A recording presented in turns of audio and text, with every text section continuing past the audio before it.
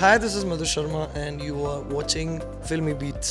ये रंगी कहानी तुम्ही को मुबारक. सच बोलना है झूठ ही बताओ. So मैं बोर्डिंग स्कूल में था 11-12 years back. अगर किसी बच्चे को बोर्डिंग स्कूल भेजा हुआ है that means वो काफ़ी शैतान है. सबसे ज़्यादा डार्क फेस चल रहा होगा बिकॉज अभी मैंने आपको डैड का बताया he lost my mom in COVID during Covid. I was talking about God and everyone कि यार ऑलरेडी बहुत तकलीफ हैं, परेशानियाँ हैं और आप और स्ट्रेस दे रहे हो. फिर रिलेशनशिप्स भी हुए, फिर ब्रेकअप्स भी हुए काफ़ी सारे. मेरे बर्थडे के 4 दिन बाद मेरी माय मदर पास्ड हुए. उसमें जो मूवी में रियल बैंजो बजाया उस्ताद राशिद खान साहब ने, उनसे मैंने रिक्वेस्ट की, हाँ तुमसे प्यार है, हाँ तुमसे प्यार है.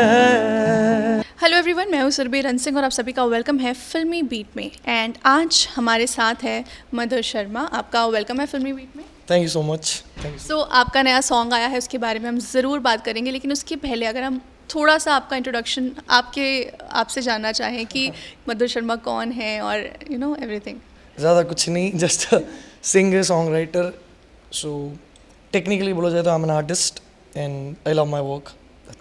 सो आपका नया सॉन्ग आया है कहो ना प्यार है. ये गाना मतलब आई गेस 90s के जो बच्चे हैं उनके दिलो दिमाग में बैठा हुआ है और अभी आपकी आवाज़ में काफ़ी नयापन है, काफ़ी अच्छी तरीके से शूट हुआ है. आप क्या बताना चाहेंगे? तो देखिए, पहले तो मेरा नया गाना नहीं है उदित जी का गाना है और मैंने कोशिश की है एक उनको ट्रिब्यूट देने की और एक अपने अंदाज में उसको पेश करने की. बहुत बड़ा आइकॉनिक सॉन्ग है और मेरी one of the favourite movies में से गाना है. इवन मेरे फेवरेट एक्टर हैं ऋतिक, और शुरू से वो ख्वाहिश रही थी कि कभी मौका मिले तो ऐसा ट्रिब्यूट मैं देना चाहूँगा दोनों को. और आज लकीली सारे गामा के साथ ये करने का मौका मिला, तो I am glad and happy and enjoying this moment. Well, ये सॉन्ग तो ऑफ कोर्स एपिक है ही, लेकिन और भी बहुत सारे गाने. आपने यही गाना क्यों चूज़ किया? तो देखिए, ऐसा है कि मैं काफ़ी शोज़ करता हूँ और मैं कोशिश यही करता हूँ मैं वो चीज़ डिलीवर करूँ जो मेरी ऑडियंस पसंद करती है. तो जैसे कि आपने बोला कि 90s के जो लोग हैं उनके लिए तो ये एक मेमोरी है और मेरा जो क्राउड, मेरा जो फ़ैन बेस है वो हर तरह की ऑडियंस है. उसमें बच्चे, आंटी, अंकल, एज ग्रुप कोई नहीं है, सारे एज ग्रुप के लोग हैं. तो बस परफॉर्मिंग समवेयर इन मुंबई कुछ महीनों पहले और रैंडमली मेरे दिमाग में आया कि ये गाना गाता हूँ. And when I started singing I just chord and people started shouting, howling like Kaho Naa प्यार है, कहो ना प्यार है. देन आई डिसाइडेड कि यार मुझे एक वर्जन देना है लोगों को सुनने के लिए. बस ये कहानी है इसके पीछे की. बट ये गाने में उदित नारायण जी की आवाज़ है. एंड जब आप ये गाना गा रहे थे, जब ये सॉन्ग फिर से बन रहा था, आपके माइंड में क्या कुछ चल रहा था?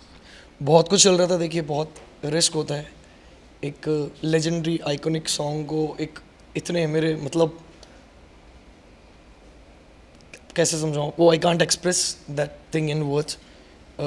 उदित जी को ट्रिब्यूट देना, जैसे मैं कई गाने मैंने नुसरत साहब को ट्रिब्यूट दिए हैं और कोई भी एक रिक्रिएशन करना it's not simple, it's not easy thing because आपको उस गाने को उतना जस्टिस देना पड़ता है, उतना अप टू द मार्क लेके जाना पड़ता है.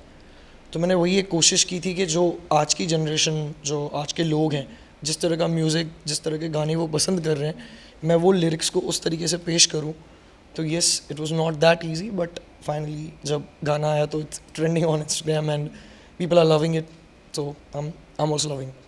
पर एक चीज़ मैं आपसे ज़रूर पूछना चाहूँगी, आजकल के जो म्यूज़िक लोग सुनते हैं, जैसे गाने आजकल बनते हैं, उसके सामने जब कोई सॉन्ग पुराना रिक्रिएट किया जाता है तो लोग उसे ज़्यादा पसंद करते हैं जी. या फिर मे बी उसके लिरिक्स वैसे हुआ करते थे या फिर कुछ भी रीज़न हो. आपको क्या लगता है? सबका नज़रिया अलग होता है. मेरा शायद सोचना इस बारे में ये है कि वो लोगों को कनेक्ट करता है और वो एक नॉस्टैल्जिया वाली फीलिंग होती है. तो शायद इस वजह से लोग ज़्यादा पसंद करते हैं कि यार उस टाइम का गाने हैं, उस टाइम का म्यूज़िक. तो may be that is the reason. जैसे मैं भी हूँ एज एन आर्टिस्ट, अगर मैं कुछ सुनता हूँ तो I listen more of qawwalis, more of old 90s songs. और व्हेन आई सिंग दो songs in my concerts, in my shows, public पसंद करती है. तो मे बी कहीं ना कहीं आपकी बात भी सही है, कहीं ना कहीं मेरी भी, कि शायद उनके लिरिक्स और कॉम्पोजिशंस इतने प्यारे होते थे कि लोग पसंद करते थे। और ऐसा नहीं, आज भी कई गाने आ रहे हैं यार जो लोग पसंद करते हैं। और ज़िंदगी भर म्यूज़िक ये है कि जनरेशन वाइज थोड़ा जॉनर्स चेंज होंगे, म्यूज़िक चेंज होगा। जैसे जैसे लोग मॉडर्न म्यूज़िक सुनते जा रहे हैं, तो इंडिया में भी अभी हिप हॉप काफ़ी बढ़ रहा है, पॉप म्यूज़िक बढ़ रहा है, इंडी पॉप बढ़ रहा है। बट मेरा झुकाव और मेरा लगाव पुराने गाने सूफ़ी की तरफ ज़्यादा है, तो मैं वहीं फोकस करता हूँ। बट एक चीज़ और देखिए कि जितने भी बड़े सिंगर्स हैं, फेमस सिंगर्स हैं, वो भी सॉन्ग्स रिक्रिएट करते हैं पुराने। डेफिनेटली, बिकॉज पुराने गानों की बात है, लोग अपना एक एलिमेंट डाल के कोशिश करते हैं कि यार जितने बड़े बड़े म्यूज़िक डायरेक्टर्स हैं जो रिक्रिएशंस कर रहे हैं, मूवीज़ में भी आते हैं, काफ़ी हिट गाने भी हैं, तो मे बी जैसे अभी सारेगामा का भी आप मान ले, तो उन्होंने मतलब काफ़ी अच्छे रिक्रिएशंस, काफ़ी बड़े ग्रैंड लेवल पे दिए हैं काफ़ी गाने। तो मे बी वो एक ख्वाहिश होती है कि आज की जनरेशन जो कि नयापन सुनना चाहती है, उनको बताया जाए कि पहले गाने कैसे होते थे, और जुड़ भी रहे हैं लोग उससे, पसंद भी कर रहे हैं। May be this is one of the reasons. आपने आपकी शुरुआत कहाँ से हुई सिंगर बनने की? आपने कब सोचा कि आपको गाना गाना और आपको यही प्रोफेशन चूज़ करना है? तो सच बोलना है झूठ ही बताओ आप? सो मैं बोर्डिंग स्कूल में था 11-12 ईयर्स बैक, और उसके पहले की कहानी काफ़ी लंबी है, तो मैं ज़्यादा कुछ नहीं बताऊंगा। बस इतना कि अगर किसी बच्चे को बोर्डिंग स्कूल भेजा हुआ है, दैट मीन्स वो काफ़ी शैतान है, बोला जाता है। हाँ, मतलब कि बहुत, अगर जैसे धमकी दी जाती थी कि ज़्यादा मस्तियाँ करेगा, ये करेगा, तो बोर्डिंग स्कूल डाल देंगे। एंड मेरे डैड ने काफ़ी सीरियसली ले ली थी इस बात को। So I was in a boarding school जहाँ पर हमको कोई एंटरटेनमेंट का जोन नहीं होता था, कोई ज़रिया नहीं था एंटरटेनमेंट का, ना टीवी है, ना फ़ोन, ना computer, know music, nothing. Luckily हमारे पास एक म्यूज़िक रूम हुआ करता था जहाँ हम संडे टू संडे जाके प्रैक्टिस करते थे, इंस्ट्रूमेंट्स बजाते थे, गाते थे ग्रुप्स में। तो वहाँ मैंने गिटार पकड़ के बैठ गया था कि यार कुछ नहीं है तो I start writing, I start composing. तो वहाँ म्यूज़िक, मेरे डैड बहुत ज़्यादा सीरियस थे म्यूज़िक को लेके, बट जब तक पिताजी थे तब तक शायद मैं सीरियस नहीं हुआ, बट उनके जाने के बाद वो सीरियसनेस बढ़ गई थी।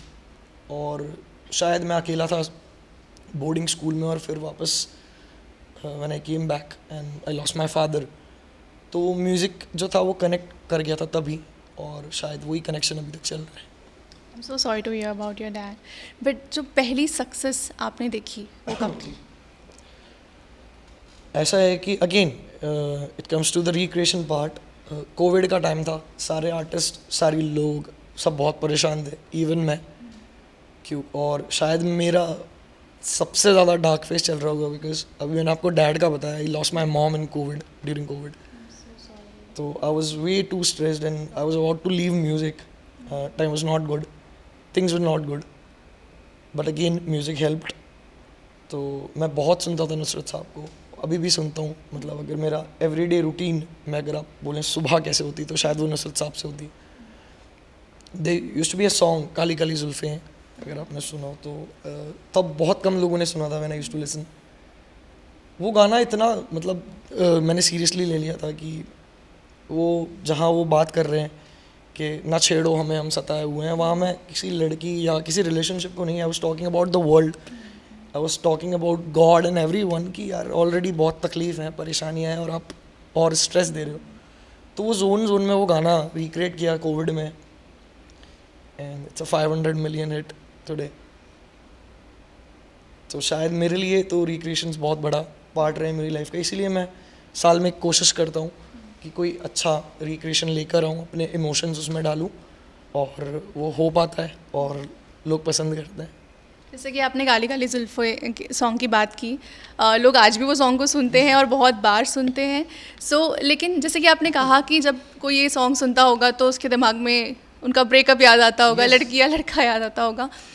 लेकिन जब सिंगर्स ये गाना बनाते हैं या रिक्रिएट करते हैं, I am sure different meanings होते होंगे हर गाने के। Yes, it depends on the mindset, क्या उनके दिमाग में चल रहा है। आर्टिस्ट क्रिएटिविटी पे काम करता है, और मैंने शुरू से वो इमोशनल वाला जो पार्ट मेरे अंदर हमेशा से रहा है, वो मैंने कोशिश की है कि मैं वो म्यूज़िक के ज़रिए निकालने की कोशिश करूँ।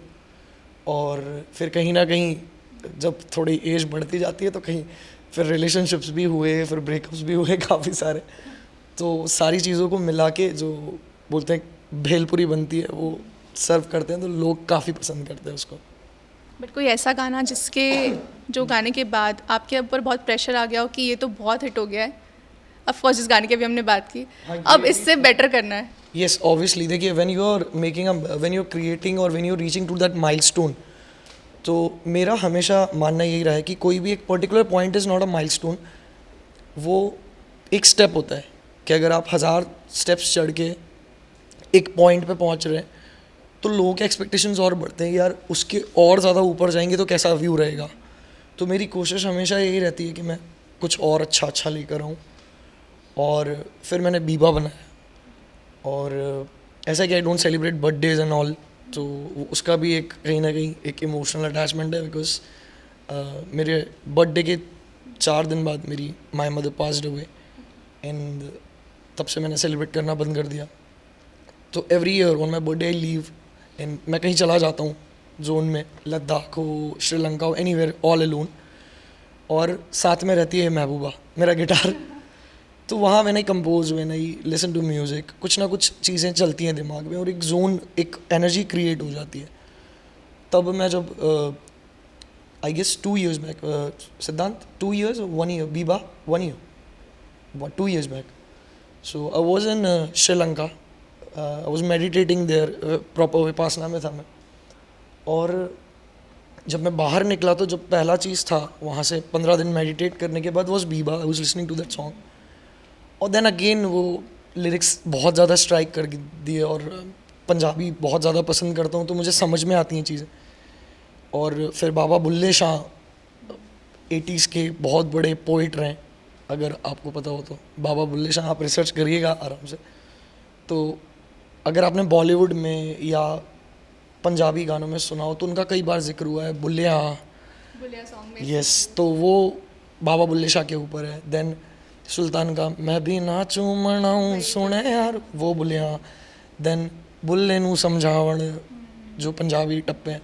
तो बाबा बुल्ले शाह बहुत ही बड़े पोइट थे, और उनको काफ़ी पढ़ा मैंने, समझा और डीप जाके समझा चीज़ें। तो उनका एक शेर है, असी नाजुक दिल दे लोग हाँ, साडा दिल ना यार दुखाया कर, न झूठे वादे किता कर, न झूठी कसमां खाया कर, तेनू किन्नी वारी मैं आख्या है, मैनू वल वल ना आजमाया कर, तेरी याद दे विच मैं मर जान सी, तू मैनू इन्ना याद ना आया कर, तू मैनू इन्ना याद ना आया कर। तो he wrote this and the entire Beeba song, जिसको नुसरत साहब ने गाया। मतलब आप समझ रहे हो, वो लेजेंड खुद थे जो किसी और के गाने बना रहे थे, जिनके लिखे हुए गाने कवर कर रहे थे। तो मैंने बहुत ज़्यादा रिसर्च की बाबा बुल्ले शाह पर, बीबा पर, नुसरत साहब पे, और फिर उस गाने के जड़ तक पहुंचा कि उन्होंने क्यों बनाया। तो एक बार उनके गुरु उनसे रूठ गए थे, शायद ही आपको ये कहानी कहीं सुनने मिले, इसके लिए बहुत ज़्यादा रिसर्च करनी पड़ेगी। उनके गुरु उनसे रूठ गए थे, बाबा बुल्ले शाह के उस्ताद कादरी। तो उनको मनाने, और उन्होंने बोल दिया था मेरी नज़रों से दूर हो जाओ, आज के बाद दिखना मत। कुछ हो जाता है, मेरे भी गुरुजी कभी कभी चिढ़ जाते हैं मुझसे। तो वो एक पूरा लेडी के गेटअप में, ही वोर that entire sari and everything, और वहाँ के वो मुजरा उनके सामने करना, ही स्टार्ट परफॉर्मिंग। और उन्होंने तब वो गाया उनको मनाने के लिए, रिझाने के लिए, जे तू अखियाँ दे सामने नहीं रहना तभी बस साडा दिल मोड़ दे। मतलब अगर आपको मेरी आंखों के सामने नहीं रहना तो मेरा दिल वापस कर दो। बस फिर मैं घुस गया वो जोन में, और वापस आए, उस ट्रैक को बनाया with more than 22 live instruments. जो बेंजो, जो आपने अगर अमर अकबर एंथनी का गाना सुना हो, पर्दा है पर्दा, उसमें जो मूवी में रियल बैंजो बजाया उस्ताद राशिद खान साहब ने, उनसे मैंने रिक्वेस्ट की, 66 वेरी 75+, उनसे निवेदन किया कि सर आप अगर थोड़ा बजा देंगे गाने में तो 4 चांद हो जाएंगे। बस वो गाना इस तरीके से बनाया, और आज इंडस्ट्री के मेजॉरिटी पीपल अगर मुझे जानते हैं तो बिकॉज ऑफ दैट सॉन्ग। तो बस यही कोशिश रहती है कि कहीं ना कहीं मैं उसकी जड़ तक जाऊँ, कोई भी एक गाने की, जस्ट नहीं कि आपने रिकॉर्ड किया और आपने रिलीज़ कर दिया। तो उसी तरह कहो ना प्यार से मेरे काफ़ी सारे इमोशंस जुड़े हुए थे। मेरे डैड मुझे पहली बार मूवी थिएटर लेके गए थे टू वॉच दैट मूवी, तो बस वही कोशिश थी और आज हुई, मज़ा आ रहा है। क्या कमाल की रिसर्च रही है आपकी। अब जो आपने बताया है, जो जो मेरा पहला सवाल था कि मधुर शर्मा कौन है, वो इसीलिए था क्योंकि ऑफ कोर्स जो आर्टिस्ट को हम देखते हैं जिनके गाने इतने फेमस होते हैं और जो स्पेशली जो सॉन्ग्स को रिक्रिएट करते हैं, जिसकी बहुत जो सॉन्ग्स बहुत मीनिंगफुल होते हैं, तो उसके पीछे की बहुत बड़ी एक कहानी होती है। या सो अब एट लास्ट हम चाहेंगे कि आप हमें गिटार में सॉन्ग सुना के, सबसे पहले तो हम काली काली जुल्फे सुनना चाहते हैं, उसके बाद कहो ना प्यार है। उसके लिए बहुत खर्चा हो जाएगा। थोड़ा सा।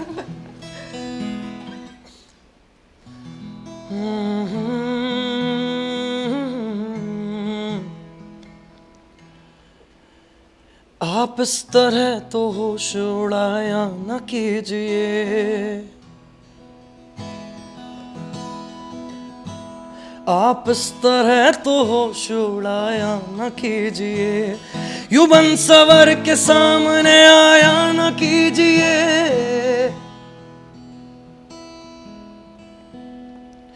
काली काली जुल्फों के फंदे न डालो, काली काली जुल्फों के फंदे न डालो, हमें जिंदा रहने दो। ऐ हुस्न वालों न छेड़ो हमें, हम सताए हुए हैं,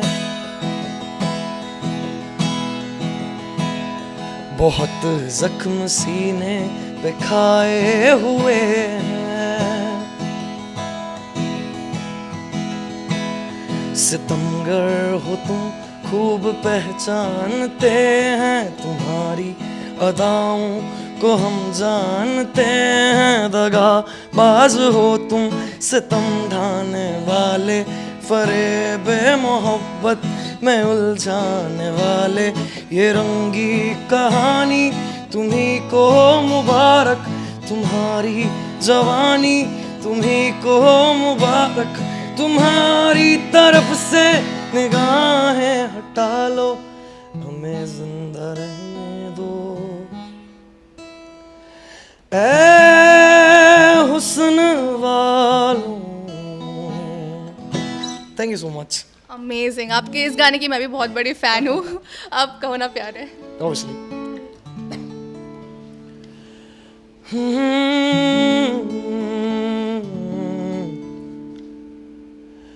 दिल मेरा हर बार ये सुनने को बेकरार है, कहूँ ना प्यार है, कहो ना प्यार है। दिल मेरा हर बार ये सुनने को बेकरार है, हाँ तुमसे प्यार है, हाँ तुमसे प्यार है। Thank you so much. Amazing, words नहीं है मेरे पास। एट लास्ट कुछ कहना चाहेंगे ऑडियंस से, फैंस से इस गाने के? Just keep loving the track and keep sharing, और इसी तरह प्यार दिखाते रहिए, बरसाते रहिए, और कुछ ना कुछ नया डेफिनेटली आता रहेगा। होपफुली कुछ नया करेंगे जल्दी। Thank you so much.